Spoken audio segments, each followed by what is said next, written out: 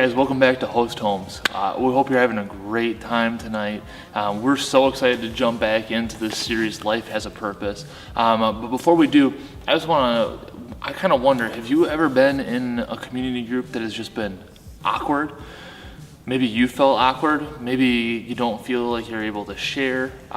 Maybe nobody talks. It can be kind of weird, throwing a bunch of people together that may be friends, and some are friends, and some aren't friends, some may be mortal enemies. But we're putting everybody together in one house to kind of get to know each other and to talk and to share life, and things can get awkward.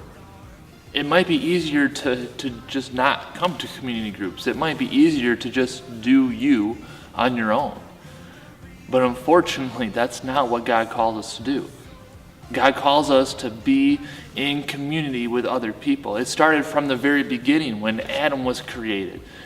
God had gone through and created everything, the heavens, the earth, the animals, and then Adam, and he's sitting there and he goes, whoa, it is not good for man to be alone.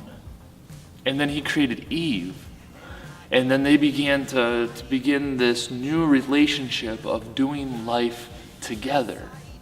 Now, we're not suggesting that at your community group you have to find your soulmate and your husband or your wife. But we want to take a little bit of time tonight and really look at, why do we do community groups? Why is it so vital for your relationship with Christ to be in a community group? And what can we do to make these community groups not like awkward and weird and just, odd to come to?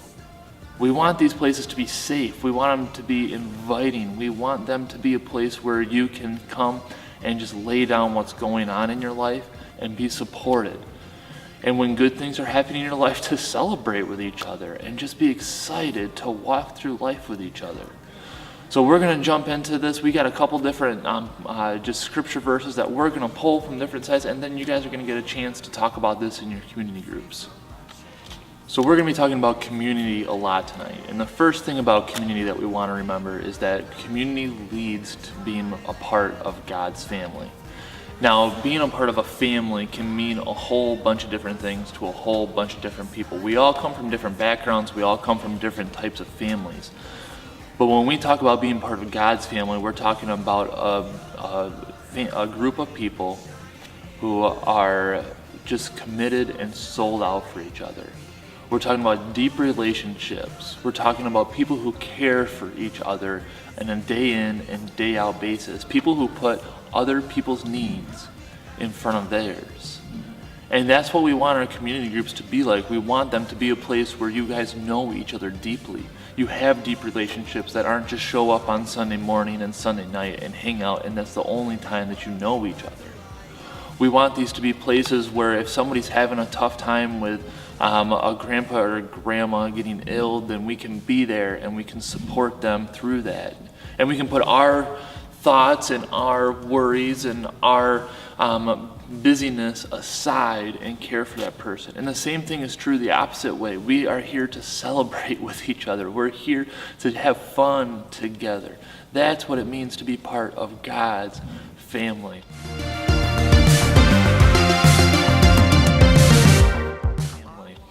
The second part about community is that our communities need to provide encouragement. Now, we get encouragement from other places. We know that. You get encouragement from your friends, from your schoolmates, from your parents. But in these communities, we want to be providing encouragement that's from God. Sometimes the encouragement we get from friends and families can be more like peer pressure, pushing us one way or another to choose one side or this side. But in our groups, we want us to be encouraging each other to follow God. To follow what He's called us to do, what He's called us to be, even when it's hard to do what He's called us to do. You're the source of life, beating in my heart. Community is that, let's be honest, to be in community requires work. It's not going to be as easy as just showing up on a Sunday night and getting to know each other, sharing some snacks, and the next Sunday coming here and playing some games and having fun. If we just do that, we're going to have very shallow relationships with each other. Man, this requires work. It requires us showing up. It requires us being committed. It requires us putting away our timetable and what we want to do and putting other people's thoughts, other people's preferences in front of ours. But if you put the work into it, these community groups are going to become a place where you can grow and you can thrive, and that eventually you will give up anything to be at and be a part of. You're the living hope. You're the Fellowship is not an option. God really has put us in a place, He has created us in a specific way that we need to have people around us. We can't do this on our own.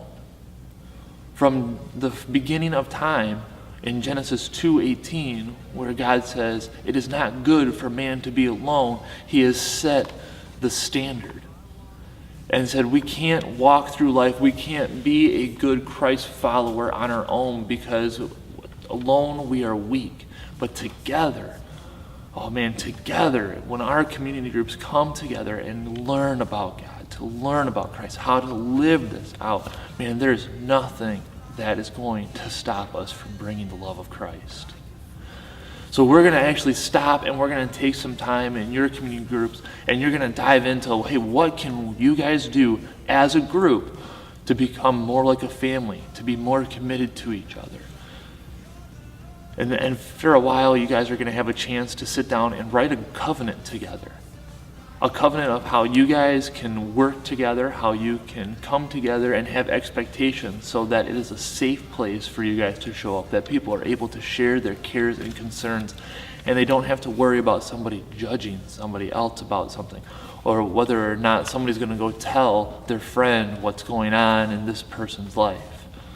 I'm really excited to see what you guys come up with. I'm really excited to continue to see growth in your groups as you guys get to know each other more and more and get better at being a part of God's greater community. Have a great night, and we'll see you next week. blind man. I saw the glorious light.